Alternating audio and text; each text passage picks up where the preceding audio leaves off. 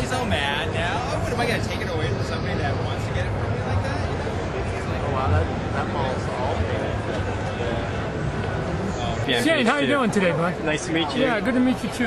Congratulations with the Oilers this year. You guys had a great run. By the chinny chin. Yes, it's a tough Carolina team, but what do you think of their prospects next year? Well, what was nice coming out of the lockout was that a new city got to sort of taste hockey. Sure. So, like I was just saying in my panel, I'm not a big fan of the teams that have won 10 times. So Carolina now, although they had to beat my Oilers, now have the bite of hockey fever on them. Sure. And you see kids wearing the jerseys now, and it's just going to help them for a couple more years where if they come in 4th or 5th. So, you know, Detroit winning another one of those, you know, it's nice for that city. I sort of like it when different sports get different teams. I was excited when Miami was going against Dallas in the NBA final. It's going to go, a new city is going to get a new NBA title. I think that's terrific. Because I come from Phoenix, and when we won 2001 against the Yankees for the Diamondback, that whole city got baseball crazy, and everybody jumped on the wagon, and it literally haven't let go. Now, you talked about jerseys, and you happened to design your third-team jersey. Can you talk about, you know, what your thinking was in creating that really cool logo? I understand it's like one of the top-selling jerseys for you guys. Yeah, well, in the NHL, they say it's the best out of the third jersey. Here's what was happening. Back when I looked at some of the designs, I don't know if you remember, they were coming up with this wacky sort of angled stripes and fades, and it wasn't a hockey jersey. They weren't hockey jerseys to me. Yeah. So I was looking at a book that they had gotten some designs, and I go, look, I'll design you one for free. Yeah. But it's going to look like a hockey jersey. I have a paper if you want to sketch it, because it is. You actually have the teardrop with the. Well, let's just look at a couple ones here. Here's your jersey here, right? Yeah. Okay. Here's your jersey here.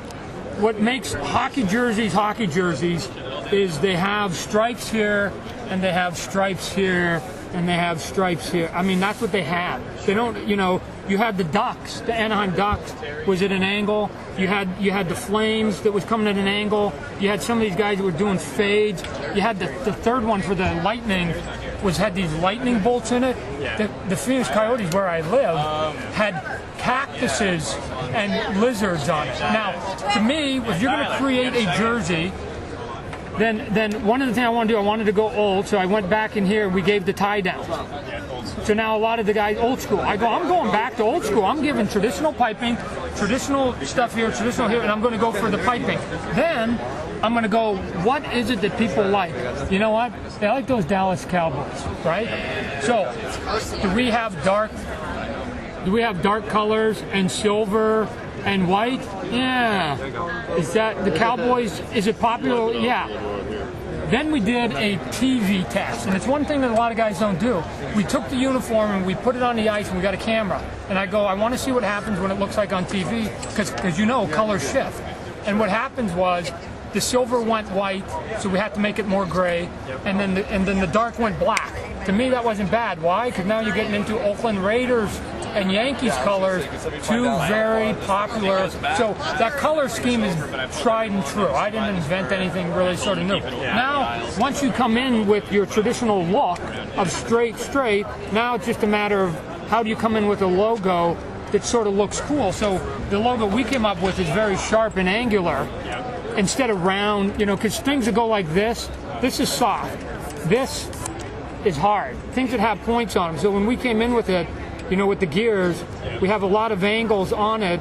And to me, the good jersey is the one where it doesn't necessarily say that it's from a certain city. It's just a cool looking jersey. Iconic. So I want to create a jersey that's somebody from Brooklyn or Spain or North Dakota that will wear it, and it doesn't say Huntsville on it, or it doesn't say Virginia on it or something. And like even that. the number of the spokes, there's significance for each.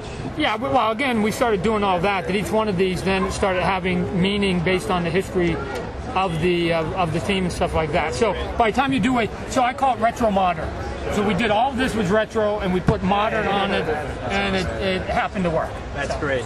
And you also are collectible fan, you have some pretty famous baseballs yourself. Right.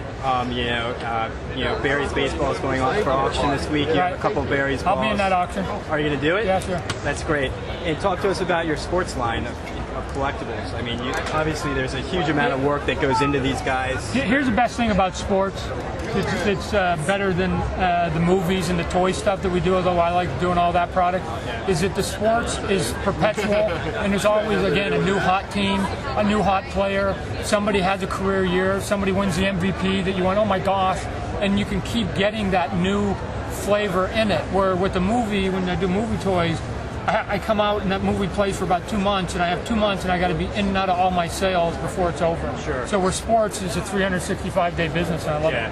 Well, it's great. It's great stuff, and continued success. Good luck with the Oilers. All right, but maybe next year we'll cross the threshold. Good luck with the Bonds auction too. Maybe we'll get another ball. Thanks a lot. You bet.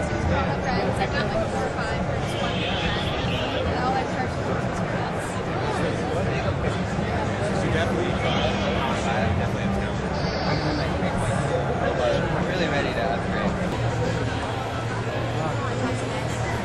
Oh, sorry. Yes. I like her. She's a what's Oh, yeah.